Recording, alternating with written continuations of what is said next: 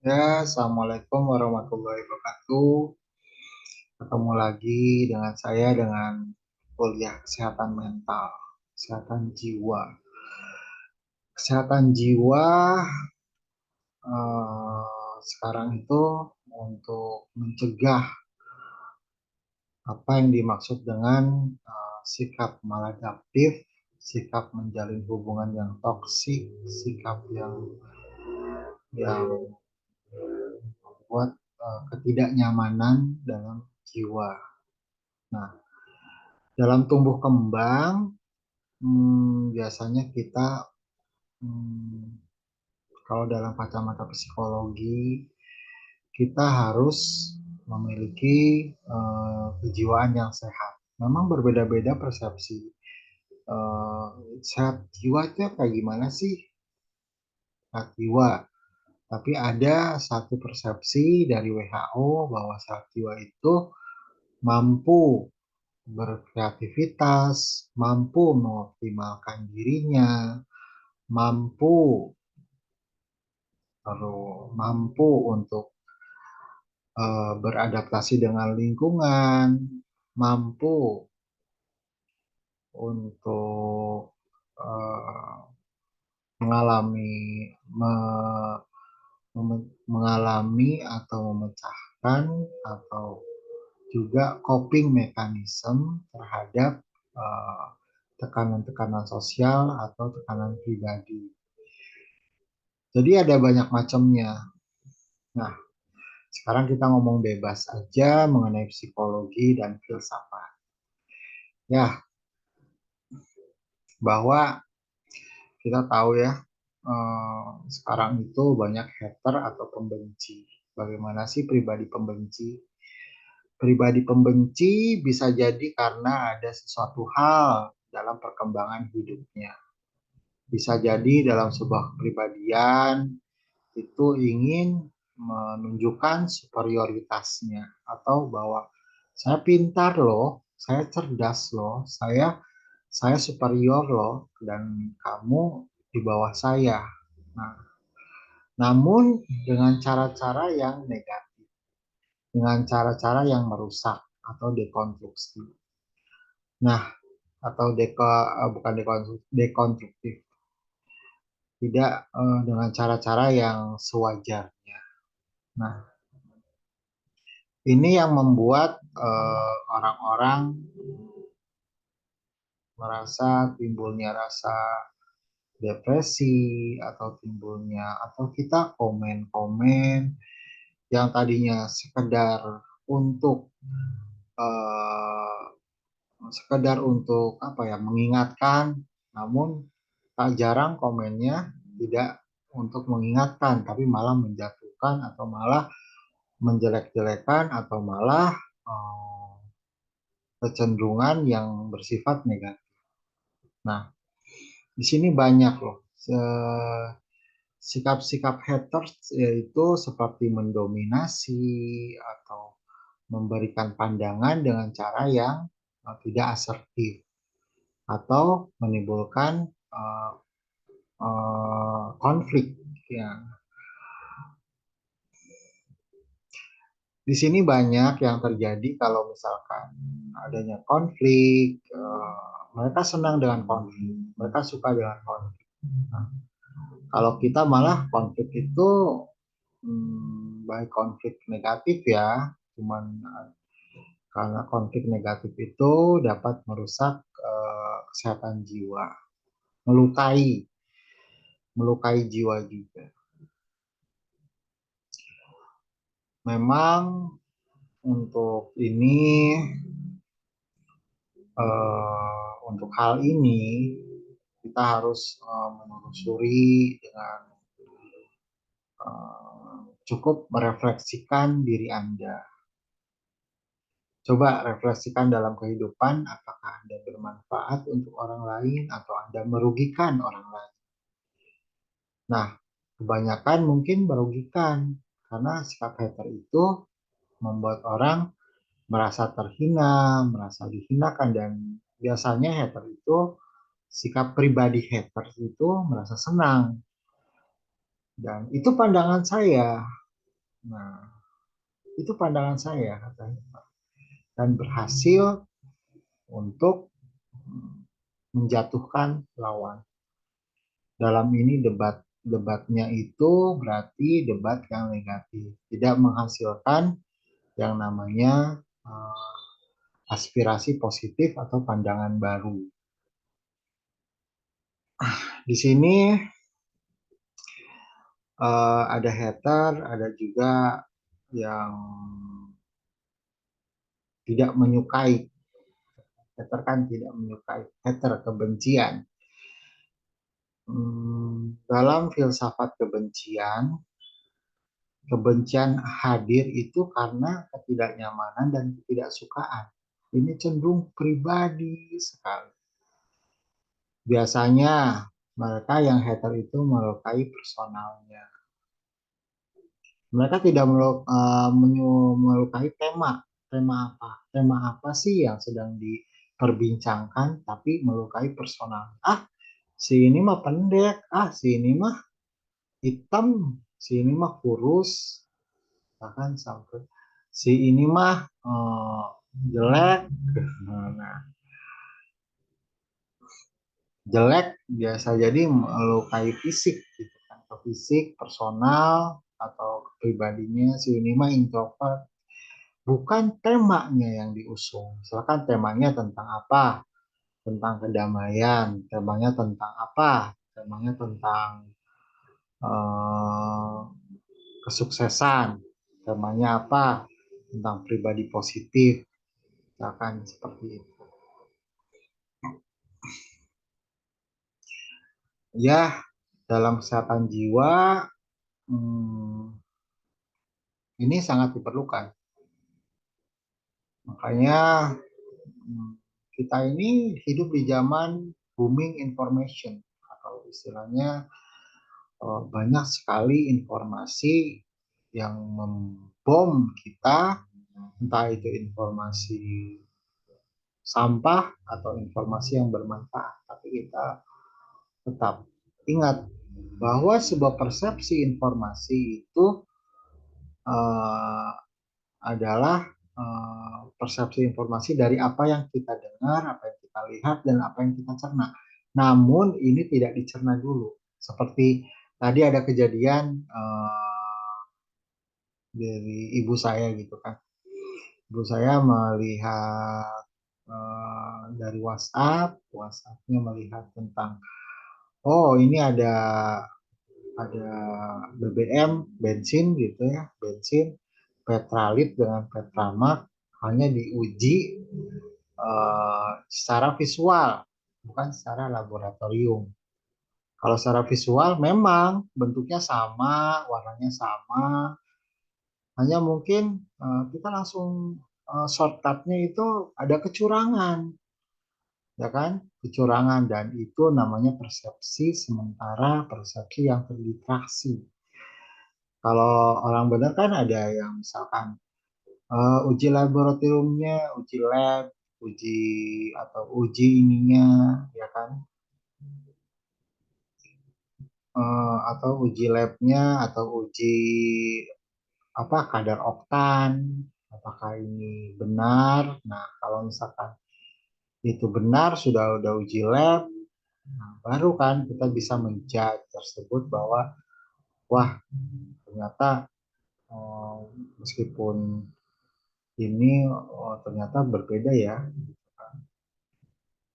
atau ternyata sama ya, kalau udah ada uji labnya gitu kan. Sementara itu belum ada uji lab, hanya sebatas visual saja. Visual yang memang nampaknya sama, seperti dari warna, dari segi cairan, tapi dari segi uji lab, kadar oktan, apakah benar, kadar kadarnya sama. Dan itu, ingat bahwa kebencian disebarkan itu melalui orang ingin menjatuhkan lawan.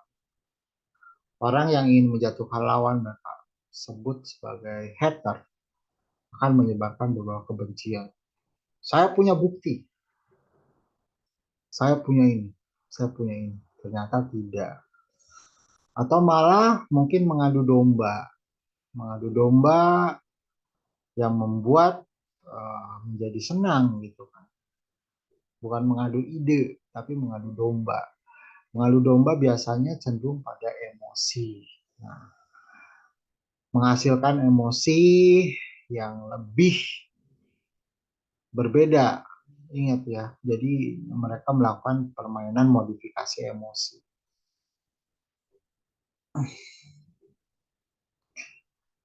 Kebencian biasanya dilakukan oleh orang-orang yang hmm, orang-orang yang insecure, tau gak sih?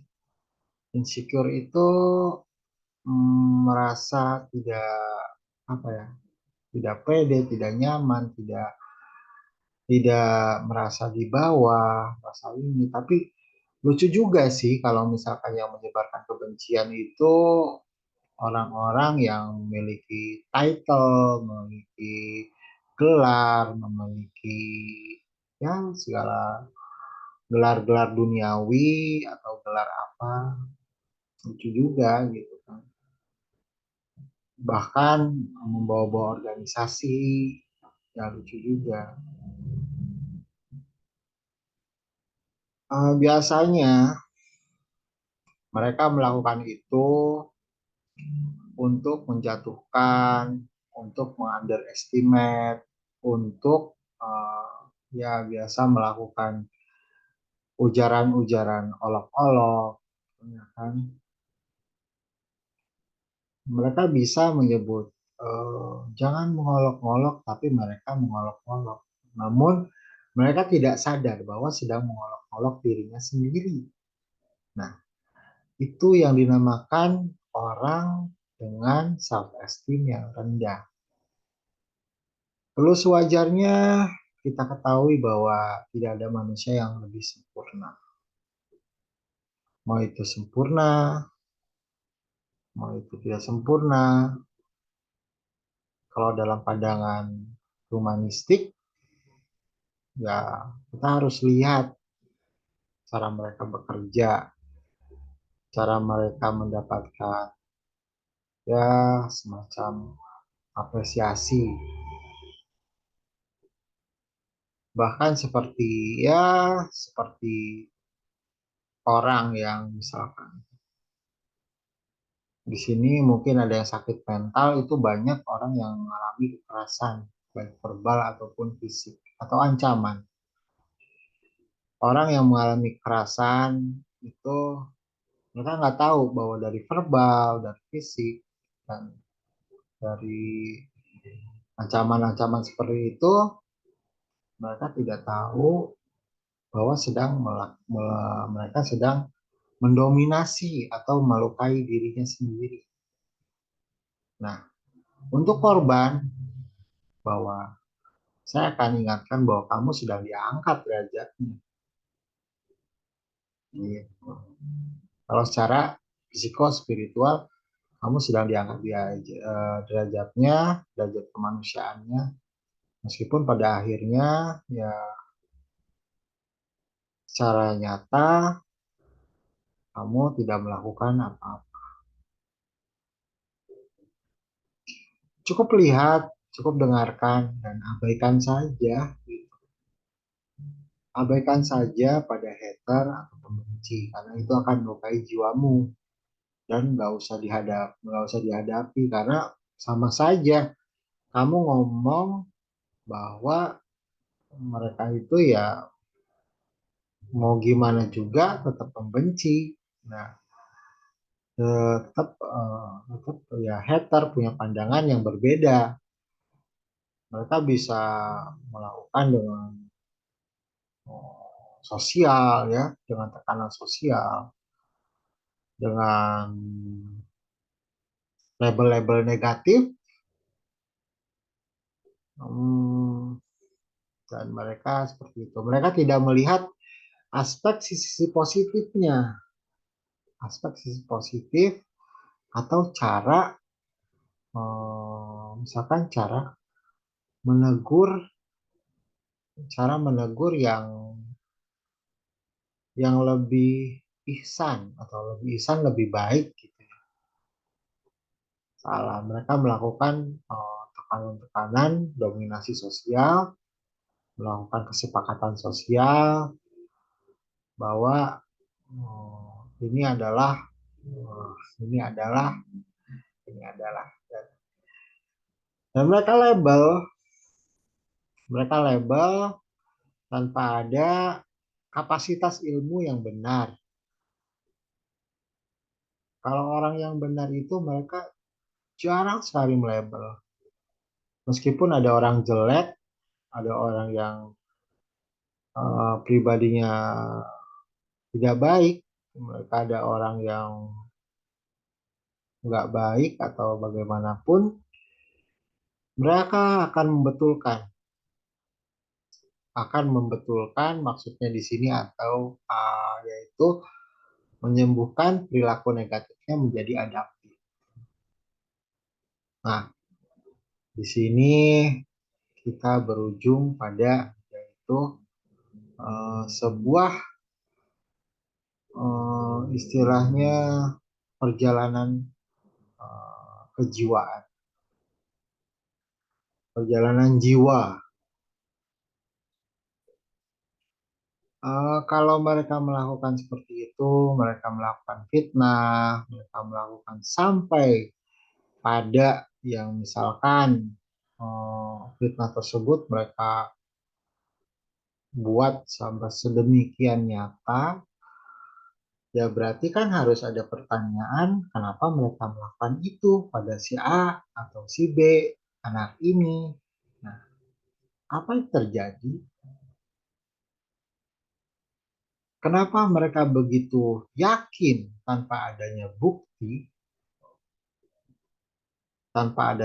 yang jelas, tanpa adanya bukti keseluruhan, tanpa adanya kronologis, mereka lakukan seperti itu.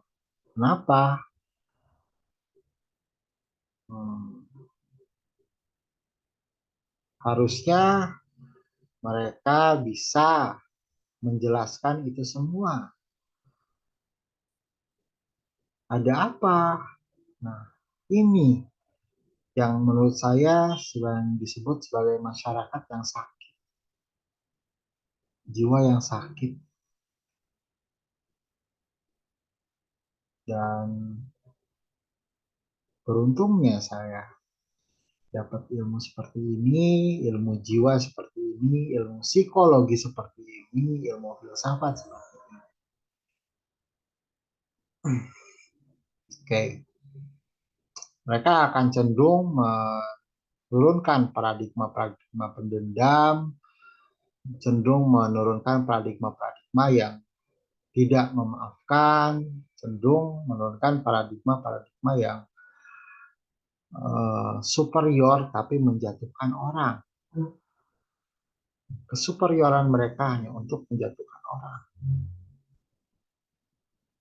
Sama sekali tidak ada manfaatnya.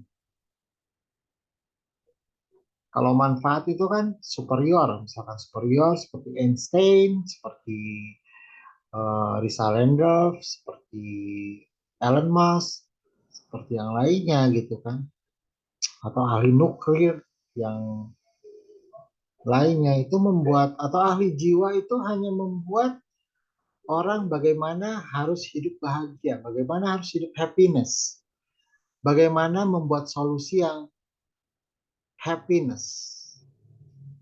Nah, ini salah satunya.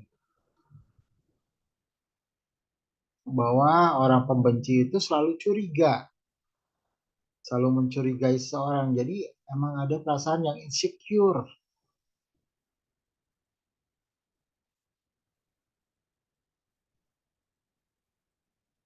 Itulah mereka.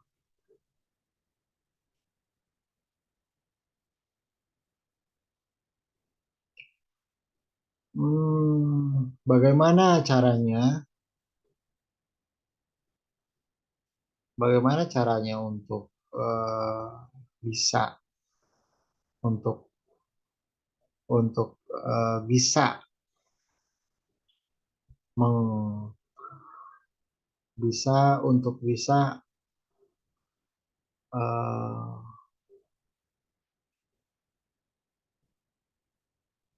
untuk bisa merecovery ini semua atau untuk bisa menjadikan ini semua solusi, ya kita harus tabayun gitu, tabayun pada orangnya. Kita harus tabayun apakah benar, tanpa adanya judgement, apakah benar, itu tabayun. Yang mereka sok yakin, sangat yakin, tapi apakah benar? Di situ apakah benar? Mereka sudah tabayun belum? Atau jangan-jangan mereka takut untuk tabayun? Tabayun di sini artinya klarifikasi. Harus ada yang namanya klarifikasi, bukan malah perang ini ya, perang informasi, malah perang perang perang hal-hal yang lebih negatif. Hal di sini perang apa ya? Perang istilahnya perang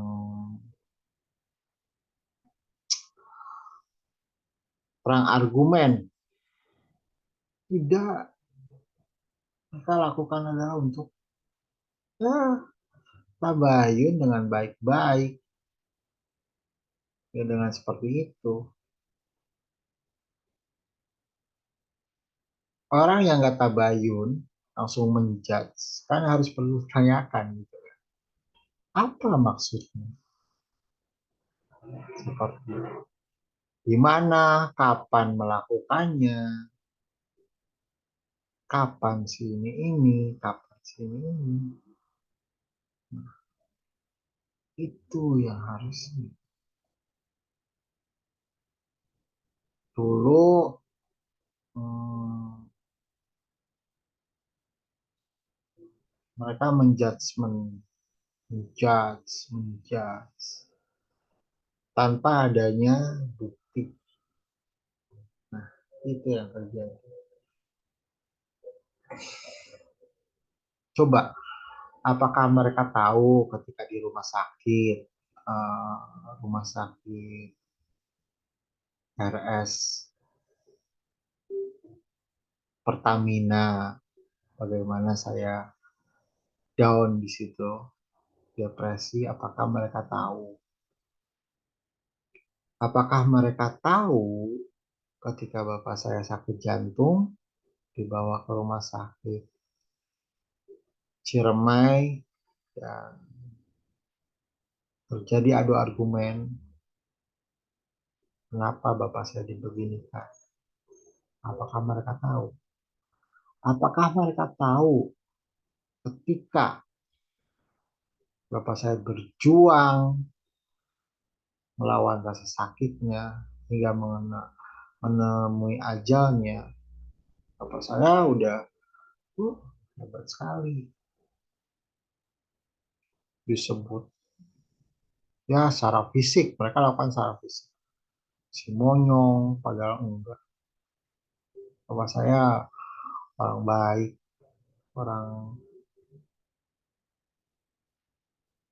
orang yang ya saya suka mengingatnya, bahkan pernah memimpikannya, pernah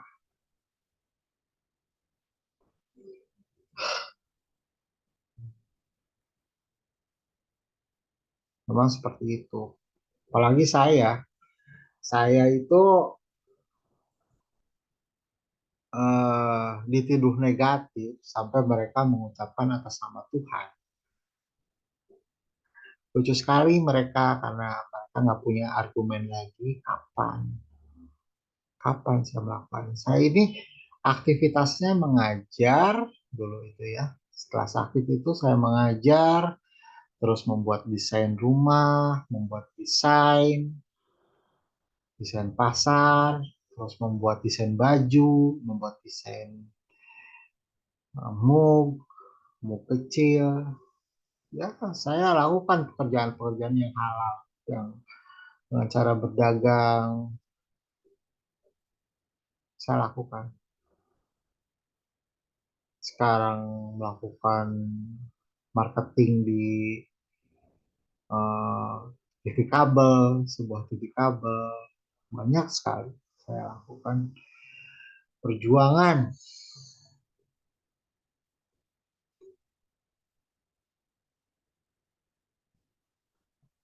Itulah saya lakukan les, private les, itu cukup itu aja, private les, ya les sosial, les karena saya dari sosial ya, dari IPS, sejarah, terus bahasa Indonesia, bahasa Inggris,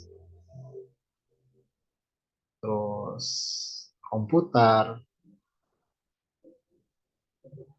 itu aja. Namun ya itulah, mereka berupaya membunuh karakter saya, membunuh karakter keluarga. Mereka berupaya itu upaya mereka. Dan untuk apa? Untuk apa mereka lakukan? Ya, coba tanya pada mereka, untuk apa mereka lakukan? Mereka udah tidak punya,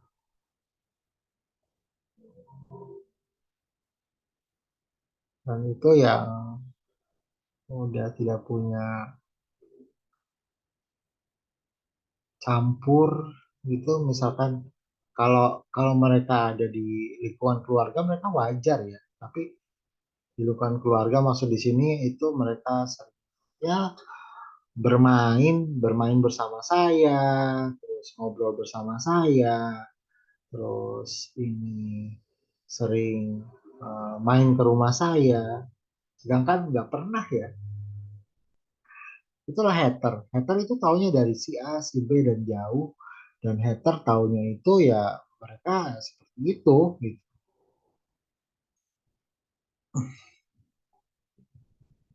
Jadi saya sempat dibully juga, sempat dibully, ya saya sih lucu aja gitu kan. Kalau orang yang berilmu dan yang nggak berilmu emang beda. Kalau orang yang berilmu itu mereka paham. Tapi orang yang tidak berilmu, mereka itu biasanya bersifat sembrono.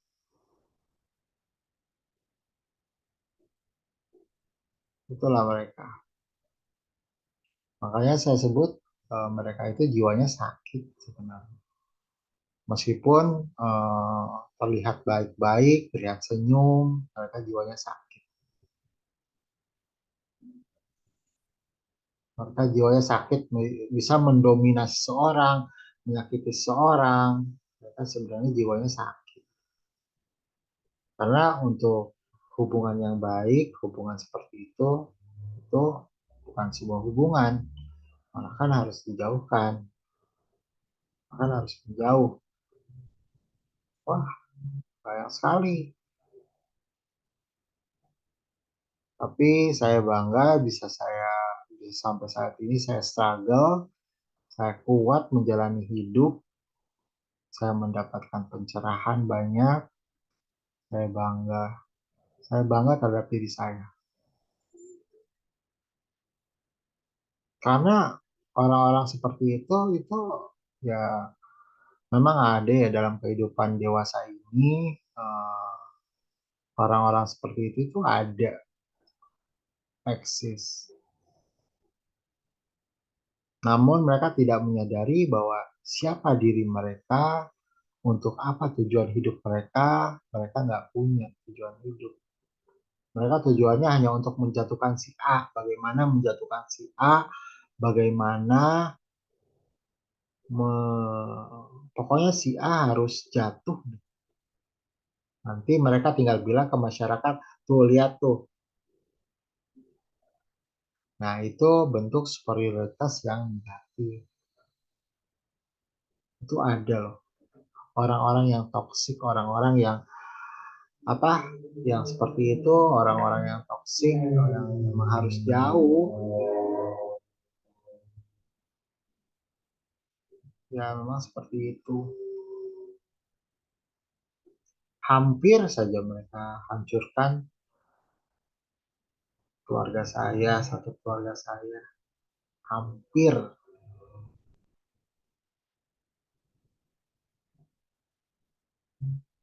Bahwa mereka bersikap seperti itu karena mereka bukan sayang, mereka ingin menghancurkan.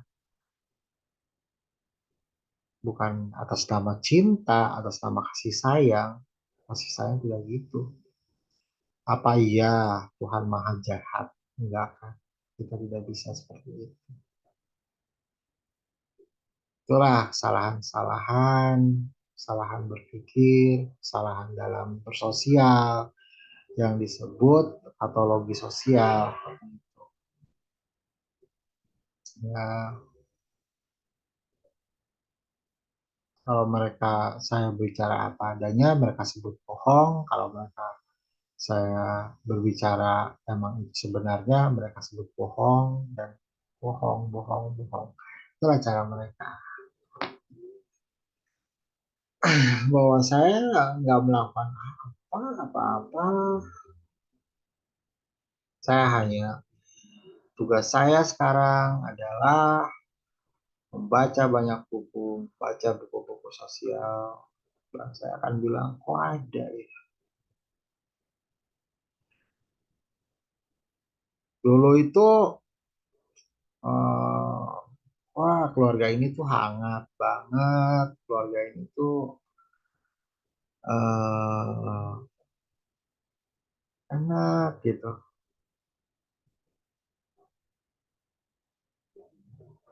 Itulah cara mereka mempermainkan. Mereka mempermainkan emosi, mempermainkan hanya berdasarkan keyakinan. Gitu. Hanya berdasarkan saya yakin. Tapi proof, how they prove? Mereka nggak pernah nge-proof, proof, proof. Evidence, evidence kapan, evidence kapan kejadiannya di mana, enggak. Ketika itu saya hanya konsultasi psikiater, konsultasi psikiater, konsultasi dan hal-hal yang menjemukan. Dan alhamdulillah saya cuman, dan mereka juga punya ancang-ancang gitu kan. Saya sih tawa aja. Mereka gunakan anak-anak kecil gitu kan untuk sebuah persepsi, untuk membuat satu persepsi. Mereka gunakan anak-anak kecil. Mereka gunakan si A, si B, si C. Padahal masalahnya orang itu tuh kenapa ya? Gitu kan. Orang itu tuh kenapa ya usil aja gitu kan. Orang itu kenapa sih jadi hater gitu kan. Orang itu kenapa ya? Apa yang ada di diri mereka gitu kan. Apa sih gitu. Dan saya juga nggak mau mengungkit-ungkit hidup mereka itu seperti apa. Sudah jelas kok mana yang salah, mana yang benar. Mereka gunakan berapa informasi, informasi negatif. Dan ya, hal yang saya takutkan itu terjadi kembali. Bukan pada saya saja, mungkin pada orang lain, pada orang yang baru, karena mereka itu seperti itu. Harusnya sadar sih. Harusnya mereka berubah. Untuk apa hidup mereka itu, ya berarti udah setengah kehidupan mereka itu dihabiskan untuk membenci saya, itu untuk apa?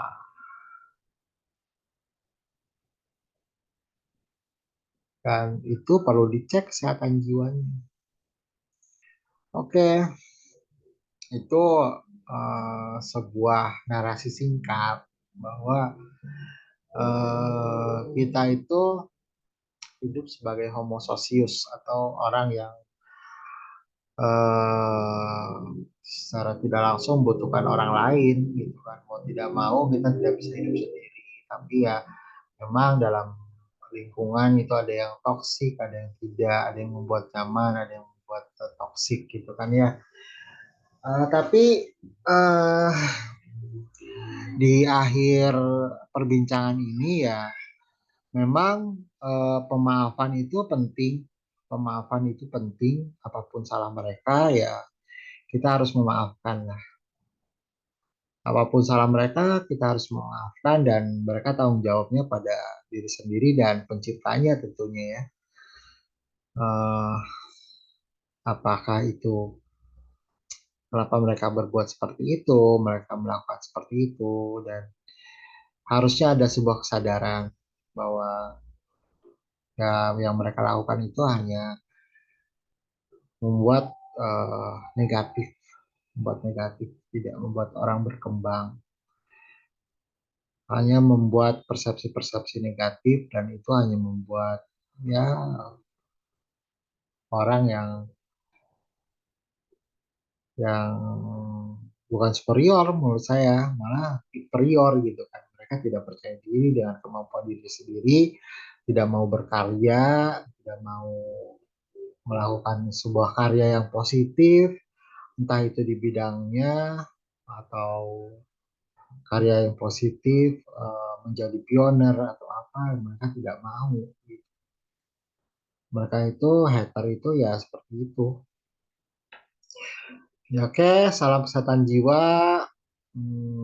Kita maafkan mereka semua dan itu sih intinya. Lainnya itu kita harus membasuh mereka dengan pemaafan. Mau tidak mau, Tuhan mengajarkan kasih sayang, Tuhan mengajarkan rasa cinta, dan itu tidak bisa dihilangkan.